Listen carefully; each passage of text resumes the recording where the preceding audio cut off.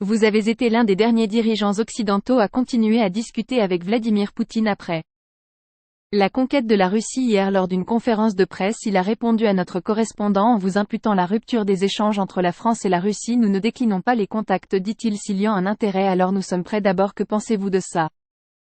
Déclaration. À quelles conditions accepteriez-vous de renouer le dialogue avec Vladimir Poutine et surtout sur quel sujet pensez-vous que cela serait utile? Merci beaucoup, mais je vais être très simple, ce n'est pas moi qui a déclenché la guerre de manière unilatérale et en rompant les traités que j'avais décidés, et ce n'est pas la France qui a décidé de mener des crimes de guerre dans le nord de l'Ukraine, rendant quasiment impossible les discussions. Bon, faut être sérieux, donc moi j'ai une en simple, je n'ai pas changé de numéro, et si le président Poutine a des propositions sérieuse, une volonté de réengager un dialogue qui permet de bâtir la paix respectueuse du droit international, la France sera toujours une puissance qui aidera et qui ne ménagera pas ses efforts pour obtenir un résultat. Voilà, comme nous l'avons fait d'ailleurs durant toutes les années qui ont précédé le conflit, en étant une des puissances de médiation du désaccord de Minsk dans le format des Normandie, comme je l'ai fait pendant plusieurs semaines, même plusieurs mois après le déclenchement de la guerre en février. Et donc, si le président Poutine a une volonté de dialoguer et des propositions sérieuses pour avancer et sortir du conflit et bâtir une paix durable, c'est-à-dire respectueuse du droit international et donc des intérêts, la souveraineté ukrainienne, je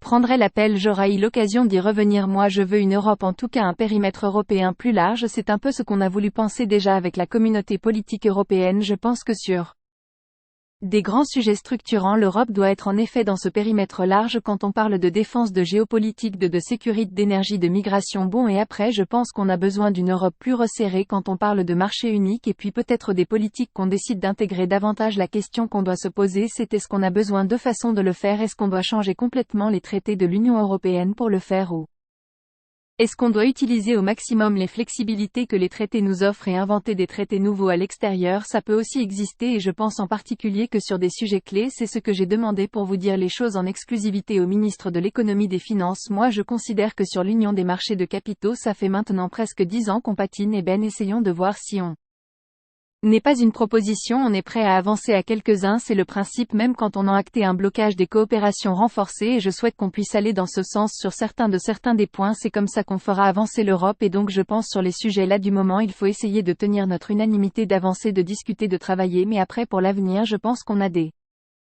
levier pour être très innovant sans faire un grand bing bang des traités, et pour inventer des choses aussi à l'extérieur. Sur le premier point, je ferai pas de commentaires politiques, c'est pas mon rôle. J'ai toujours depuis le premier jour travaillé très étroitement avec le chancelier Scholz sur toutes les questions européennes, et il a toujours été un partenaire engagé, sincère, partageant accords ou désaccords, c'est le cœur même de la relation franco-allemande, mais en tout cas veillant à bâtir ensemble des compromis. Et pour ce qui est de ce sommet, je crois qu'on a tous fait ensemble là aussi avec le président Michel et la présidente du Conseil Mélanie, le professeur, le chancelier SCHS et plusieurs autres dirigeants, le Premier ministre Rutte, pour qu'il y ait un débat qui s'installe en lien avec la présidence espagnole, un débat qui s'installe que le Premier ministre Orban soit respecté, et à la fin on est arrivé de manière concertée à proposer la solution qu'il avait lui-même susurrée. Je vous invite à lire ce qu'il avait lui-même dit dans les colonnes de vos collègues du Point. Il avait dit exactement ce que nous avons fait, il n'y a pas de surprise de ce qui s'est passé à cet égard. Il dit qu'il était contre mais qu'il bloquerait pas, c'est exactement ce qui s'est passé. Bon, ça nous permet d'avancer, c'est pour ça que je ne suis pas non plus triomphaliste aujourd'hui, mais je